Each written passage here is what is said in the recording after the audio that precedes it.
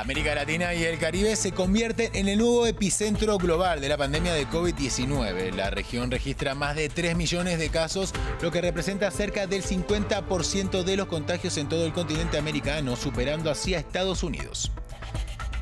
Melbourne, la segunda ciudad más grande de Australia, se prepara para iniciar este jueves un confinamiento parcial de 6 semanas tras un rebrote de COVID-19. A partir de la medianoche, todos los habitantes de la ciudad deberán permanecer en sus hogares, salvo los trabajadores esenciales.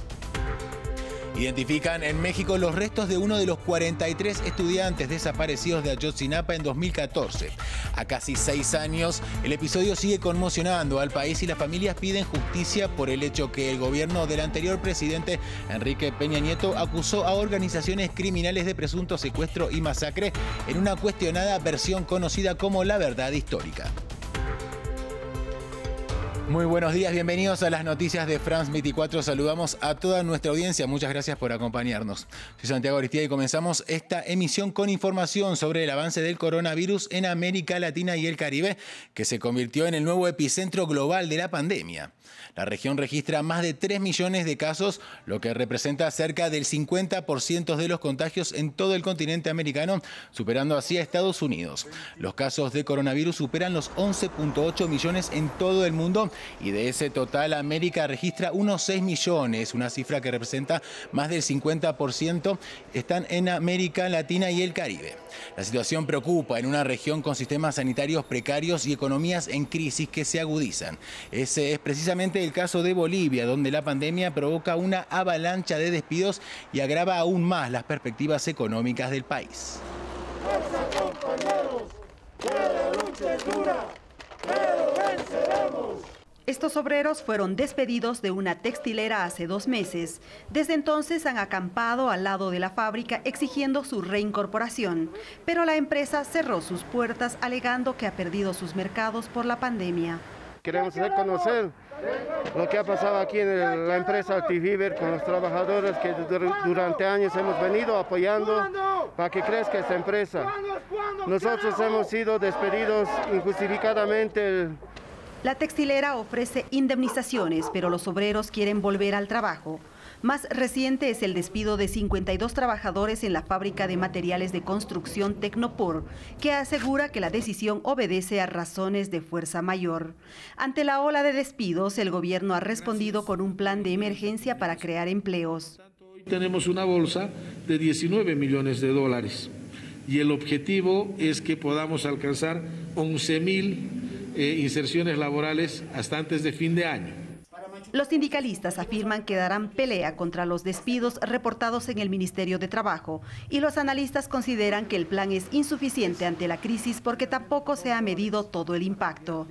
Solo es para responder ante los efectos que está causando la pandemia, efectos que el propio gobierno no lo tiene claro, pues carecemos como país de un estudio, de un diagnóstico que nos diga este es el grado de impacto en tales sectores, en tales rubros, este es el grado de caída.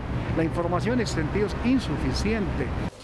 Con un desempleo urbano de 7.4%, una informalidad económica de casi el 80% y una caída del Producto Interior Bruto de 5.9% según el Banco Mundial, la economía boliviana se debilitará aún más este año electoral.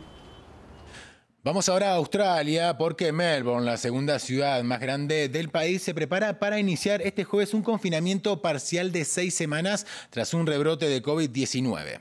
Según las autoridades del estado australiano de Victoria, este miércoles se sumaron 134 nuevos casos positivos y se mantiene cerrada la frontera entre ese estado y Nueva Gales del Sur. A partir de la medianoche del jueves, todos los habitantes de la ciudad deberán permanecer en sus hogares, salvo aquellos que trabajen en zonas esenciales, en tareas esenciales. Restaurantes, bares y demás servicios permanecerán cerrados al ingreso del público y las vacaciones escolares se extenderán, entre otras medidas. Está ocurriendo en Melbourne ahora, pero por supuesto siempre existe el riesgo que ocurra en otras ciudades y se están tomando todas las medidas para evitar que eso suceda. Pero ahora todos somos Melbourne, cuando se trata de los retos que enfrentamos. Todos somos de Victoria ahora, porque todos somos australianos y es allí donde se encuentra el reto actualmente. Y para conocer más sobre la situación en Melbourne, vamos a dialogar con Marcela Rodríguez. Ella es colombiana y vive en esta ciudad australiana donde es propietaria de un restaurante latino. Marcela, muy buenos días y muchísimas gracias por su presencia en France 24.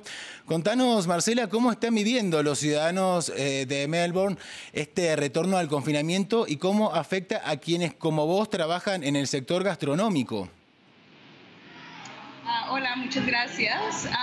Bueno, pues todo pasó hace unas horas. Estamos un poco en shock porque sabíamos que estaban cerrando algunas zonas, pero no pensábamos que fueran otra vez a cerrar toda la ciudad, o sea, a cerrar los restaurantes.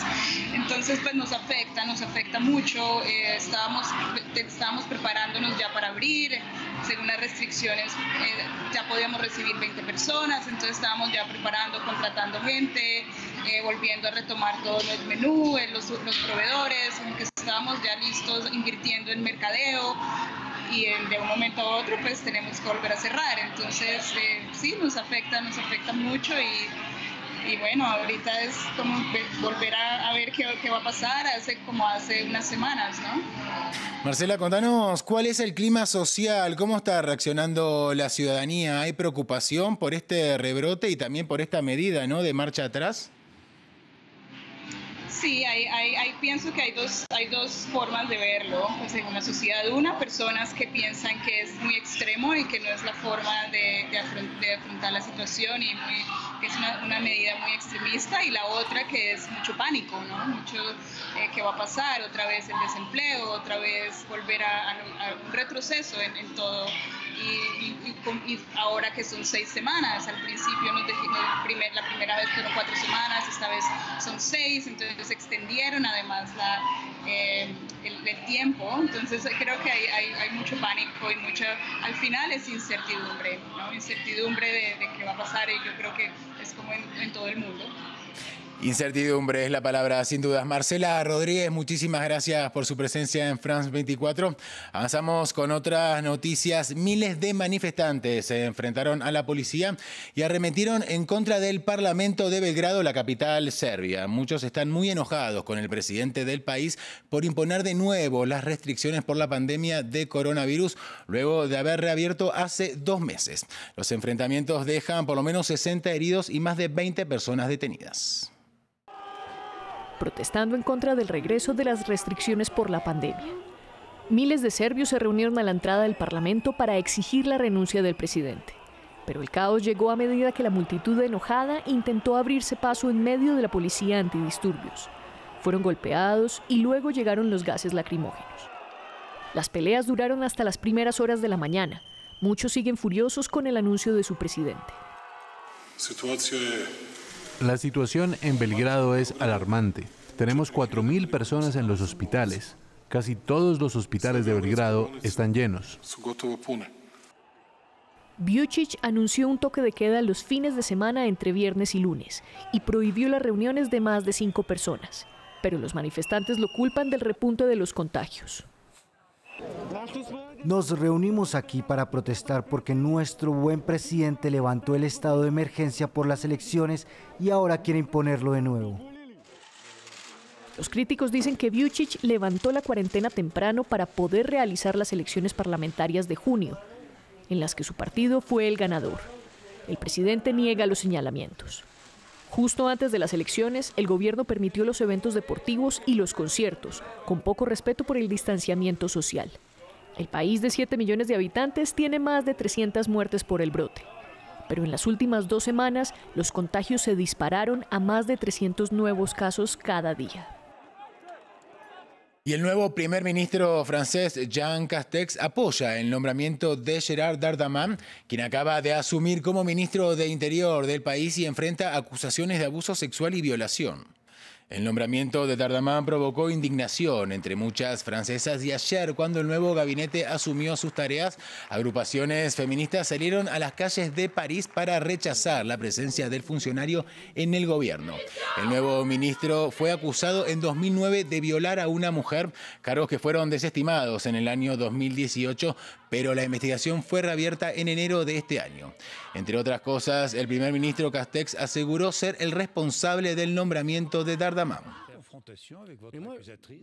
Y en México, la Fiscalía General confirmó que los restos hallados el año pasado, 5 años después de la desaparición de los 43 estudiantes de Ayotzinapa en 2014, eran de uno de los jóvenes desaparecidos. El hallazgo no coincide con la versión oficial revelada por las autoridades del gobierno de Enrique Peña Nieto. Estamos hablando del anterior presidente del país. Los detalles los tiene el informe de Luis Méndez Zurich. Un episodio que sigue sin respuesta ni justicia. La versión de la desaparición de los estudiantes de Ayotzinapa del gobierno de Enrique Peña Nieto queda sepultada por un nuevo hallazgo de la Fiscalía General Mexicana. Los restos hallados en noviembre de 2019 en un lugar diferente al que consta en la llamada verdad histórica al que sucedieron los hechos, perteneció a uno de los jóvenes. El 19 de junio de 2020, la Universidad de Innsbruck comunicó a la unidad a mi cargo y al equipo argentino que después de realizar los análisis respectivos a las piezas óseas enviadas, una de ellas corresponde al estudiante Cristian Alfonso Rodríguez de Lumbre. El caso conmocionó al país y desestabilizó la administración de Enrique Peña Nieto, que ofreció la versión de que los estudiantes habían sido detenidos por policías municipales, pero que integrantes del grupo criminal Guerreros Unidos los asesinaron tras ser señalados de pertenecer a un grupo rival, los Rojos, quienes los incineraron en el basurero de Cocula. Este, además, no fue tirado ni encontrado en el basurero de Cocula, ni en el río San Juan, tal y conforme a la versión que pública y judicialmente sostuvo la anterior administración. Con este nuevo hallazgo, como lo señaló el fiscal general de la República, el doctor Alejandro Gertz Manero, la verdad histórica se acabó. Tras la llegada al poder de Andrés Manuel López Obrador en 2018, las autoridades federales anunciaron que se reabriría la investigación y ahora la Fiscalía General señala que considera que el caso sigue abierto. Y hoy se reúnen en Estados Unidos el presidente Donald Trump y su homólogo mexicano, Andrés Manuel López Obrador. Un encuentro que ya ha suscitado críticas en ambos territorios. Según parte de la opinión pública, la reunión podría prestarse para fines electorales a favor del mandatario estadounidense de cara a las elecciones de noviembre, cuando espera ser reelegido. Además, la polémica, por supuesto, se ha desatado debido a la larga y negativa retórica de Donald Trump en contra de los mexicanos. Los detalles en el informe de Andrés Mesa Muñoz. Desde el primer día en que inició su camino a la Casa Blanca, Donald Trump ya estaba envuelto en polémicas. Desde el día del lanzamiento de su campaña, el ahora presidente de Estados Unidos inició una retórica contra la inmigración, especialmente contra su vecino del sur, México. Cuando México envía a su gente, no está enviando lo mejor de sí. Están enviando personas que tienen muchos problemas y están trayendo esos problemas con nosotros. Traen drogas, están trayendo crimen, son violadores y algunos, supongo, son buenas personas. El mandatario prometió un muro a lo largo de su frontera sur para frenar la inmigración ilegal e incluso llegó a insinuar que México pagaría por ese muro.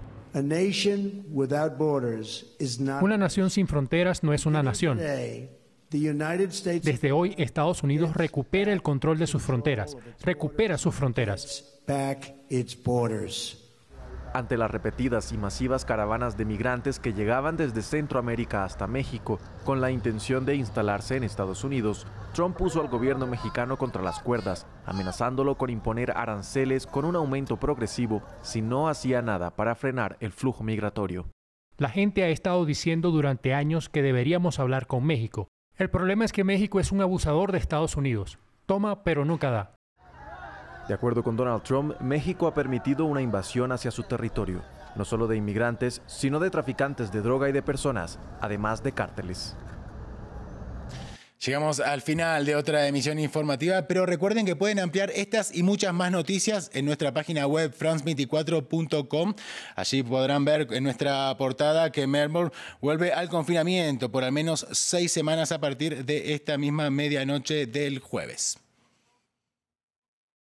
Sigan con nosotros, hay mucho más en France 24 y como les decíamos en france24.com.